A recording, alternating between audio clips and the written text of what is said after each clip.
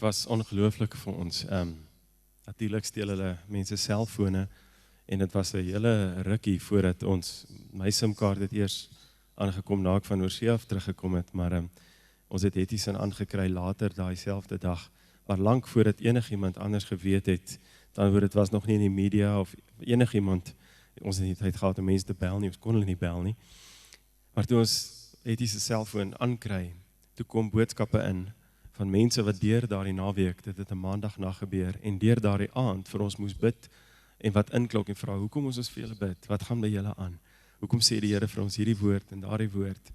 My boekhouer kom daardie oggend by ons kantoor aan by Merchant Music, en sy sê, en sy het nie geweet wat gebeur het nie, en sy het gekom, en dat dogtertjie wat 12 jaar oud is, het gesê, mama, gaan sê vir hom Louis, die Here het my gisteraand uit die bed uitgehaal, om vir hom te bid, en die Here, en sy is 12, haar lewe gaan oor High School Musical, en sulke goed is, sy is nie gewoond, die Here sê vir haar bid, sy klim uit die bed uit, en die Here sê vir haar 'n skrif en kronieke, en sy gaan lees, en haar gaan oor Aaron en sy hoëpriesters, die werk wat hulle vir die Here doen, en dat God hulle wil beskerm, en sy het geweet wat om vir ons te bid. 'n 12-jarige kind word die Here gebruik. 'n Ander jong man wat ons nie eers ken nie, hoor ons van, dat hy vir ons moes bid so intens daai nag, en die Here sê vir hom, gaan koop 'n koerant, sodat jy kan weet wat om vir die Britse te bid. Toe het jou foon aankom, toe is daar 'n profesie van 'n vrou wat ons goed ken, sy sê, hoe gaan dit met jou, jy is verskriklik op my hart, die Here sê, jy gaan op duur prys betaal, maar hy gee vir jou 'n nuwe bediening, waar jy 1-tot-1 met vroue gaan werk, soos nog nooit tevore nie. 'n Dag van tevore sou daardie getuienis vir Hetty geen sin maak nie, want sy werk net met ouers, wat kinders het.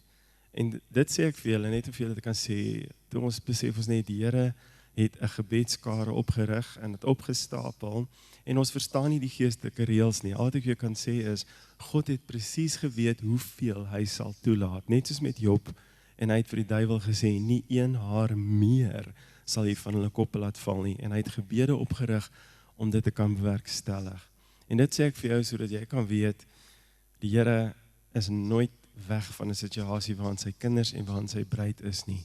Hy weet dit voor die tyd, hy rig gebede op, hy laat presies toe, soveel as wat sy wil is om toe te laat, hy is soewerein, hy is in beheer, en hy is intiem en intens teenwoordig.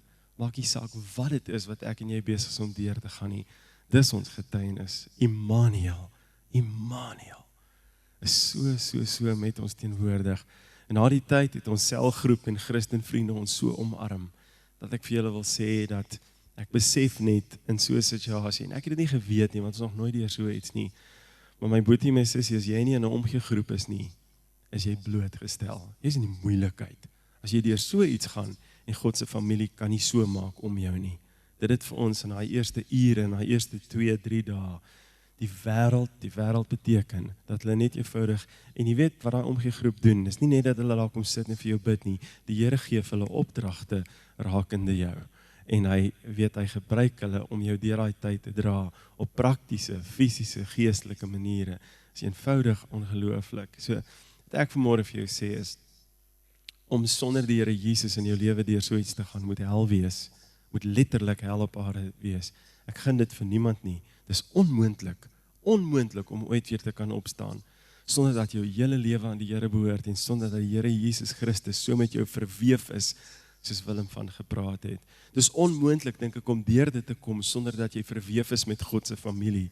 Moenie daardie risiko neem, van om nie ingeplak te wees, by 'n omgegroep nie. Jy is ontsettend blootgestel, en waarskynlik weet jy dit nie eers nie. En wat ons nou weet is, prys die Here ons was, en in daai situasie, ongelukkig is dit te laat. Wat reeds in jou gees is, neem net eenvoudig oor. Ons was van daardie oomblik af tot nou toe, nie, ek dink in beheer, van enkele emosie of enkele gedagte nie. God wat in jou is, neem eenvoudig oor. Maar ek wil jou regtig vanmôre vra, is jou lewe in die Here se hande, volkome totaal in sy hande, is die Here Jesus Christus, jou koning, jou Here, is alles syne, want sonder dit weet ek nie, hoe jy ooit deur so iets sal kom nie. Ons wil vanmôre vir jou geleentheid gee, ons wil vir jou bid, ons wil saam met jou bid. Willem gaan dit 'n bietjie meer verduidelik, maar wat ek ook wil sê is, ons gaan definitief ook bid vir die van julle wat dalk toegelaat het dat hierdie stuk trauma, skok, seer of dit met jou gebeur het en of dit met iemand naby jou gebeur het, as dit in jou gees ingekom het, want wat die Here vir ons gesê het is, ek het julle gees beskerm, ek het julle gees weggesteek. Maar as jy ongelukkig toegelaat het, dat dit wat met jou lyf, of met jou goed, of met jou familie, of jou vriende gebeur het, dalk is dit net daai wat jy van Annika Smit in die koerant gelees het, ons het so in daai tyd beleef, hoe dit wat ons gebeur het, die mense om ons baie meer getraumatiseer het as vir ons. Dis dalk jou storie vandag. Jy sê dalk, dit nie met my gebeur nie, maar die goed om my het my al so geskok en seer gemaak, dat my gees so bewe. Dan is dit nodig dat die Here daardie angels uit jou gees uitkom trek. Die leuns in jou lewe kom ontmasker. Want as hy dit doen, kan jy gesond word, kan jy 'n pad van genesing stap. En of daardie pad, soos hy gesê het, 'n dag duur en of dit 8 jaar duur, maar dit begin daarby, dat die Here daai angels uit jou gees uittrek, en jou gees heel maak, sodat hy kan begin met 'n diep werk in jou lewe. Jou pad met die Here deur so iets begin daarby, dat jou lewe regtig totaal aan hom moet behoort. As jy vanmôre hier sit en daar's 'n swempie twyfel in jou, oor of jou lewe regtig God se is, kom vorentoe en kom sê dit vir die persoon wat saam met jou bid, en gee jou lewe vir die Here Jesus. Moet asseblief nie die risiko loop om vandag in Suid-Afrika te leef sonder die Here Jesus Christus nie. En onthou, hy wil nie 'n passasier wees in jou lewe nie. Dit gaan nie werk nie. Hy moet die stuurwiel vashou.